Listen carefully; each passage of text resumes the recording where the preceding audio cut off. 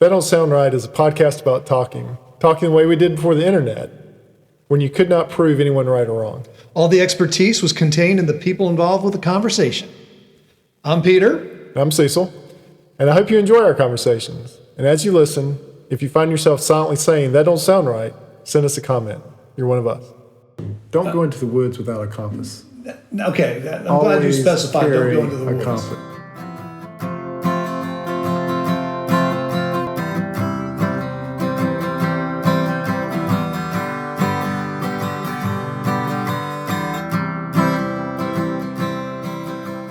Welcome back to another episode of That Don't Sound Right, a podcast about talking. Happy New Year, everyone. This is our first episode of 2023. Hope you had a good first week to your new year.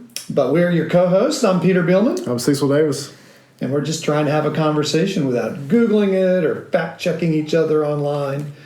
And I think you'll find out we're going to throw out some things that you might say, that don't sound right. I know I'm going to say that don't sound right because Cecil has the topic. Right. So tonight's topic's on survival. Survival techniques. Survival techniques, survival skills. Skills. So if you ever read a survival skill book?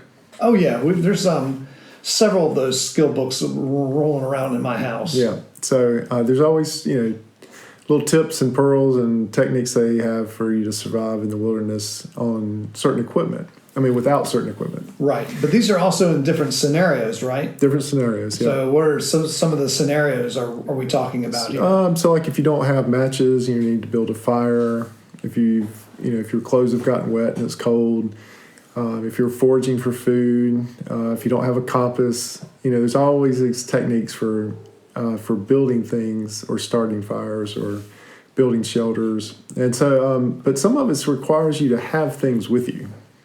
Yes, and that's why I asked really specifically about the scenario. It's one thing to be caught out in the woods without a compass. Yes. How did you get into the woods without a compass? Yes. Why did you go to the woods without a compass? No, we were up on Springer one time, and we met a mother and two daughters, and they had come in without a map or a compass.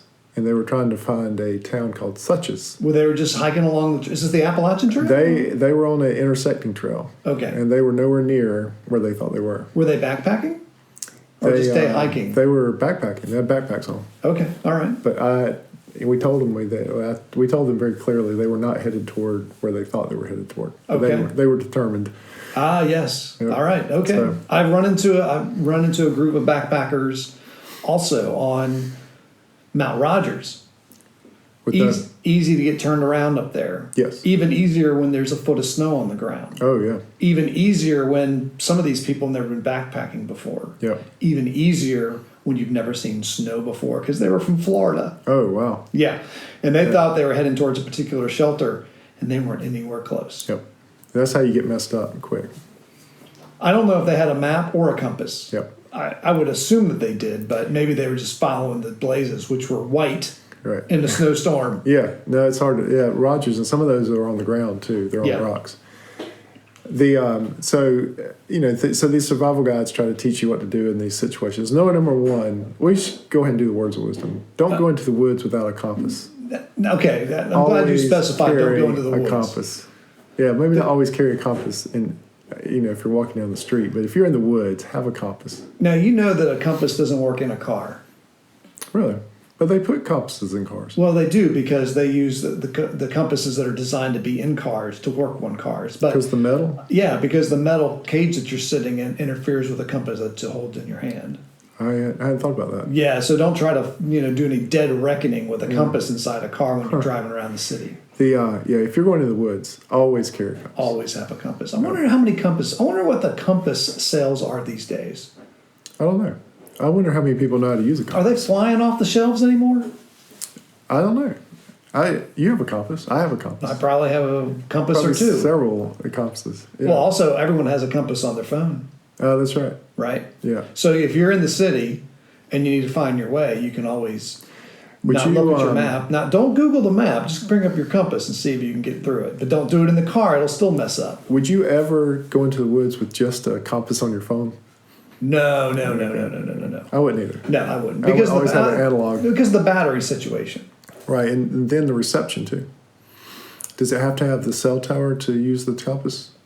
That I'm not sure of. Yeah, I think it does. If it does, then that's not going to help either. We should do an experiment. We should take our phones, turn it on airplane mode. Yeah. Theoretically, in fact, we could do it here in your backyard. Turn it on airplane mode. See if the compass still works. And see if yeah. So But don't go into the woods without a compass. That's our words of wisdom. That's right, because it's awkward to have to eat your friends. But that's the other part of it, right? So one of the techniques I had learned as a kid was starting a fire with a shotgun. So the scenario is, I guess, you're in the woods, you don't have matches, right? But you have a shotgun with you. Okay. So maybe you've been hunting, right? You got lost. For some reason, you didn't bring your compass with you, and you don't have matches with you or a lighter.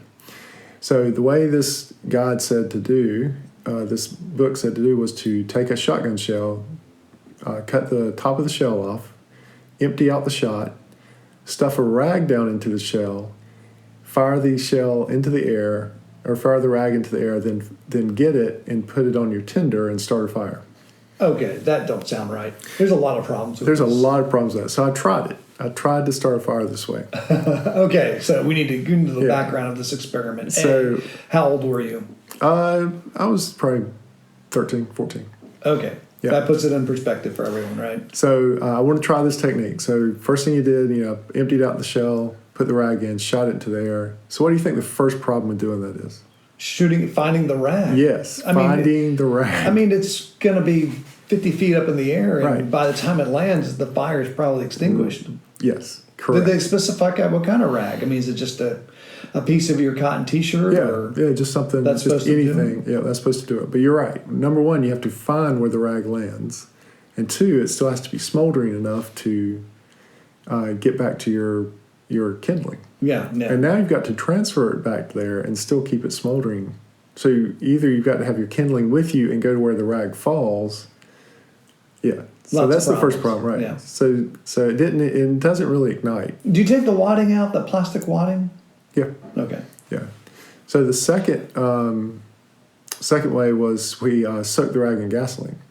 Now I'm on to this. Yeah. But here's a problem with that. If you're in a survival situation, you probably don't have gasoline around with you, right? Exactly. You don't have anything. Yeah. If you have gasoline or fuel with you, you probably had matches with you. You probably had a way to light it. Yeah. So that also didn't work. Okay. Same problems. You can't get the rag back to the kindling fast enough. What happened when you did that, though? It still didn't really ignite. Okay. Yeah. And how far up in the air did the rag go? The gasoline-soaked rag? It goes far enough that it's hard to track. Okay. Yeah. So then the third thing we thought was maybe shooting it directly at the kindling. The problem with that is obvious, hopefully. Is that the muzzle blast just blows everything everywhere. And so, all that work gathering the kindling, and you blew it to the next county. Right, yeah. So maybe somebody can use that survival technique. I was not successful with it. Now, I would have thought that the way to do it would be to take the gunpowder out. Yes. Okay? Right. Sprinkle it all over your kindling. Mm-hmm. And then find a sharp rock. And then pop the primer, hit the primer out. Oh, yeah. And let the primer shoot out, and then catch this gunpowder on fire that's on the ground. And since it's gunpowder and it's on the ground, it doesn't explode, it just sizzles. Yeah. And it would sizzle and cook your kindling, and then you'd have the fire to start. I would think that's the way to do it. That would be a good idea. Did you try that? No. Okay. That's maybe...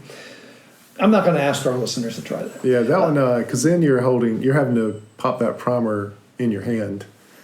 I think there'll be some, it's in the shell still. Yeah, you leave it in the shell. But still, you're I don't know what that primer is like when you pop the end of it. If it makes how big of a pop it makes. Yeah, I don't either. But, so anyways, that, I did not learn how to start a fire with a shotgun. Another method I've seen to use, and I don't know if you've seen this, that if you have a flashlight with an old incandescent bulb, you right. You take apart your flashlight so the incandescent bulb is exposed. So it's not covered by the lens or anything. Right. And then you carefully break the glass off. That's all that's left is the filament. and you put that gently, carefully into your wad of tinder. It's got to be very dry and light, and then you turn the flashlight on. And the incandescent bulb burns, it gets hot, oxidizes, and it's hot enough to start a fire. Have you tried that? I have not tried it, but I've seen it done. In a YouTube video? On Bear Grylls. Well, that's the thing is that, all right, so now in the first scenario, how many shells are you willing to shoot or tear up before you stop?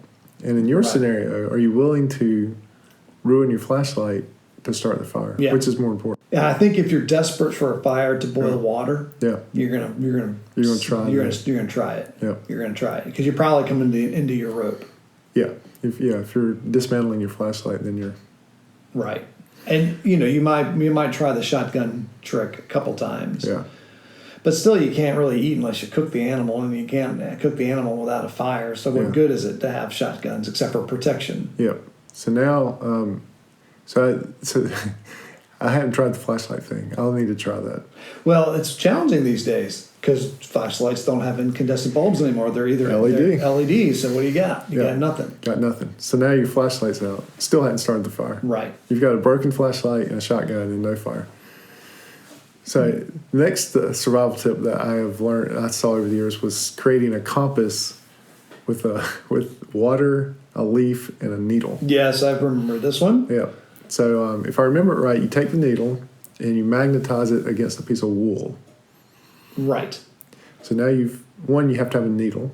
Mm-hmm. Which you probably have in your survival kit along with your matches, but that's beside the point. Right. Yeah. So your survival kit would have to not had matches, but did have to have a needle. Then you would rub it on some wool, so you'd have to be wearing something wool. And I'm not really certain about the wool part. I guess because why does that work? Why does wool work over, say, acrylic or cotton? I don't know. Because you can do that. You can magnetize iron by hitting it.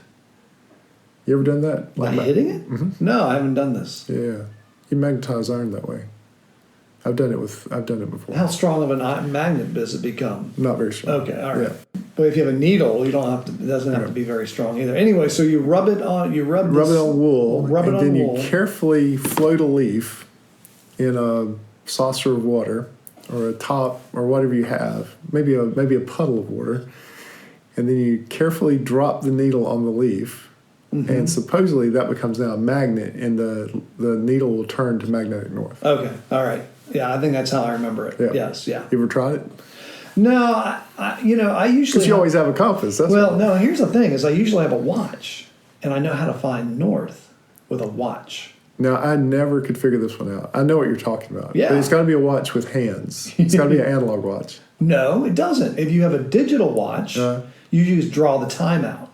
On the face of the... On something, just draw the what, but you have to have the hands. Yes. So if you know what time it is, whether you have the hands or not, then you get something and you kind of sketch out, with a rock or a stick. Okay. I know this technique. I've never understood how to do it. So explain it. All right. So what you do is so let's just use your watch face as the example. Okay. What you do is you get a stick and you put a stick perpendicular to the face of the watch, and you get. Now, the sun has to be shining. You can't really do this on a cloudy day because you got to have the sun. Okay. All right. You got to do this on a sunny day because you got to have the sun, and it casts a shadow onto your watch face. Okay. All right. And what you do is you line up that shadow with the hour hand. Yeah, you line up the shadow with the outer hand. And since our sun only works in the northern hemisphere, since our sun is in the southern hemisphere. Is always in the south, it's casting a shadow towards north. Okay. Not due north, at noon. But if you can imagine, at noon, that shadow is pointing directly north because it's exactly equal. So if you look on your watch, at noon, if you line up the shadow, now you're looking straight at north. Okay. Now what happens as the sun moves, it starts casting a shadow at a different place. It starts, if you look on the clock, it starts casting the shadow at 1 o'clock. So if you were to line up your clock at 1 o'clock, the hour hand at 1 o'clock, now the number 12 is now pointing at north. North. Okay. Now, from what I understand, that technically, if you really want to get a little bit closer, because of the way the sun moves and where we are, is it's halfway between 12 and 1. Okay. That's due north. So anywhere between that 12 and 1, it's going to give you a good idea. Now, if you kind of are aware of where you are and how the sun is shining, Right. then you really don't even need the watch, right? Right. You can just stick the if you have an idea, okay, it's between 2 and 3 o'clock. Right. Stick a stick in the ground. Where's the shadow? Okay, so it's going to be towards the left of that shadow. Okay, Yeah. and in the morning it'll be towards the right. And you have to be mindful of daylight savings time. Right. Yeah. And it has to be sunny. But other than that, you're good. Yeah, but still, I mean, it's a fun little skill to have. Yeah.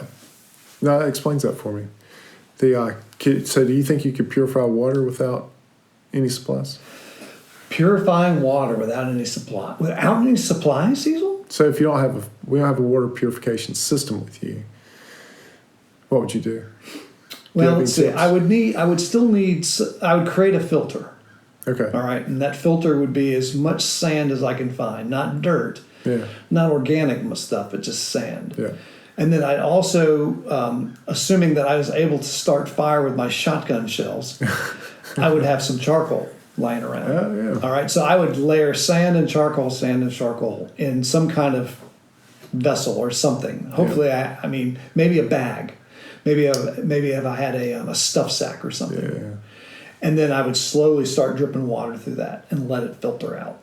That's probably the best thing I could do to filter water in that situation. Right. So if you don't have a fire, or you could boil it or something to boil it. Well, in. I guess if I had a fire, I could have spoiled the whole thing, couldn't I? Yeah. So this would be if you didn't have access to something to boil it in, Right. or water. Yeah. Yeah. The other thing I've seen is to do the dig a hole. And again, you have to have a can or something. But you dig a hole, a fairly deep hole. You put the can down in the hole. You cover it with a piece of tarp. You also need a tarp. And also you need a tarp or a piece of rain jacket or something. You weight it down on the edges of the tarp, but then you put a rock in the middle of it so it forms a inverted teepee. Or a cone. A cone. Yeah. And so at night, and again, this has to be a certain time of the year too.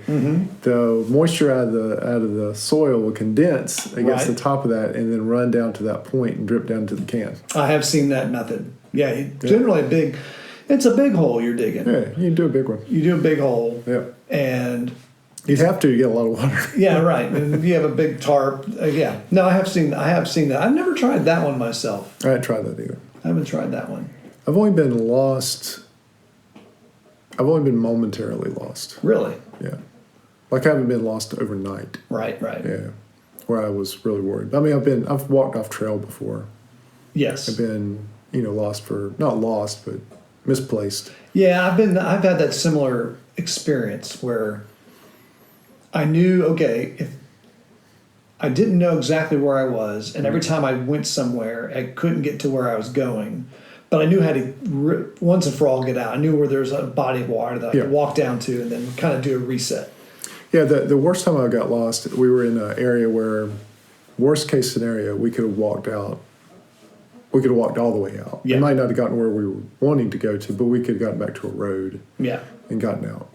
Well, that's what happened to me when I came across these backpackers. When I was scouting out a backpacking trip to take some folks on. And it was the first week in April, going up to Mount Rogers, and the snow just started coming down. And the didn't snow anywhere else. Yeah. And I had in mind to go hiking towards the top of the mountain, and I couldn't get there. Yeah. Every time I took a turn, I kind of got looped back to where I started from. And for the life of me, I could not figure out how to get there.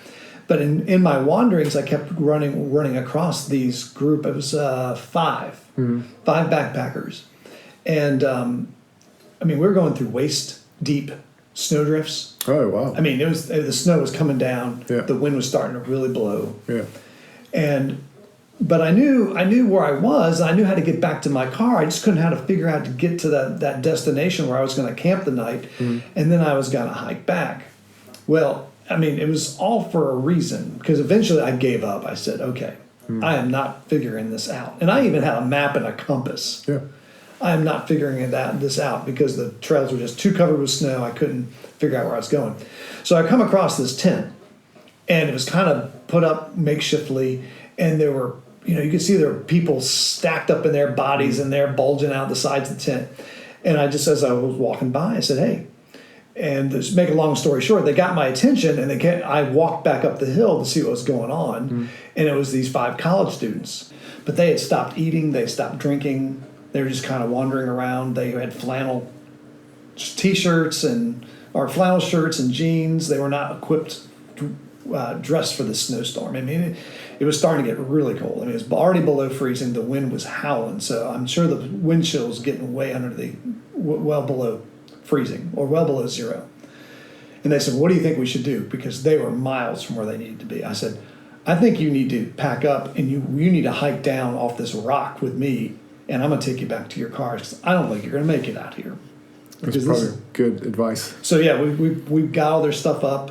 I had to carry some of their stuff. One guy was, he would not stop shivering. So we finally got him going. We got down the hill and got to my truck. We all piled on my truck, drove around to the other side of the mountain, got them in their cars, and we went to Sparta. We got them a hotel room in Sparta, and good. They treated me out for pizza. They bought me pizza for saving their life.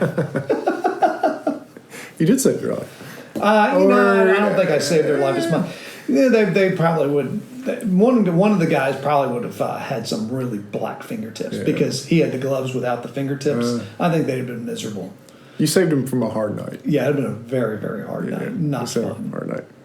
Well, it doesn't sound right, but you've come to the end of another episode of That Doesn't Sound Right. It's our first one of the new year. That's right, season 3.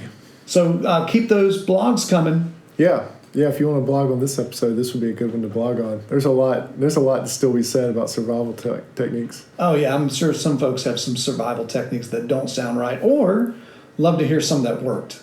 Right. Yeah. One that worked would be even better. That'd be really fun to hear about. That Don't Sound Right is a production of TDSR Podcast in conjunction with Campbell City Studios. I'm your co-host, Cecil Davis, and I also do your sound engineering. Your web design is by Peter Billman, your other host, and our graphic design is by Emily Billman. Our product tester is Giorgio. Our brand ambassador is Brent. And as always, our listener number 1 is Scott. So until next Saturday night, keep talking. And stay curious.